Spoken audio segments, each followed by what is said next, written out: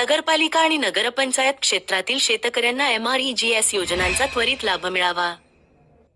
लोकसभेत खासदार ओमराजे निंबाळकर यांची ठाम आणि जाहीर मागणी.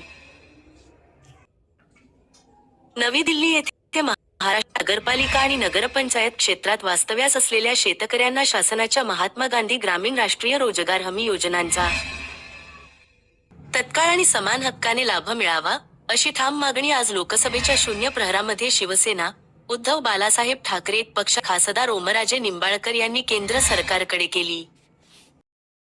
खासदार निंबाळकर यांनी आपल्या भाषणात स्पष्ट केले की या नगरपालिका हद्दीमध्ये शेती करणाऱ्या हजारो कुटुंबांची उपजीविका शेतीवर अवलंबून असूनही त्यांना अनेक MREGS योजनेच्या पात्रतेतून वगळ जात, त्यामुळे शेतकरी विकासाच्या मुख्य प्रवाहापासून दूर राहतो. अजून काय बोलले पाहूया व्हिडिओत. धन्यवाद सभापती महोदय. मी आपल्या माध्यमातून केंद्र सरकारच्या ग्रामविकास मंत्री महोदयाचं लक्ष अतिशय भारतातल्या महत्वाच्या विषयाकडे वेधू इच्छितो.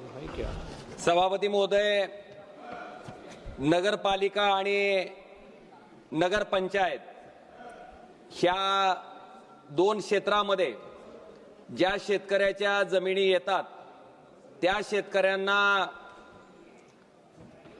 महात्मा गांधी राष्ट्रीय रोजगार हमी योजनेच्या अंतर्गत त्या ठिकाणी विहिरी खणण्याच्या बाबतीत असेल, फळबाग लागवडीच्या बाबतीत असेल, शेतरस्ते करण्याच्या बाबतीतला असेल, हा लाभ नगरपंचायत आणि नगर परिषदेच्या हद्दीमध्ये ज्या शेतकऱ्याच्या जमिनी आहेत त्या शेतकऱ्याला हा लाभ त्या ठिकाणी घेता येत नाही. सभापती महोदय, माझ्या धाराशिव लोकसभा मतदारसंघातील अनेक शेतकरी ज्यांची जमीन नगरपालिका आणि नगरपंचायतीच्या हद्दीमध्ये येते अशा शेतकऱ्यांना मनरेगा योजनेचा लाभ त्या ठिकाणी घेता येत नाही.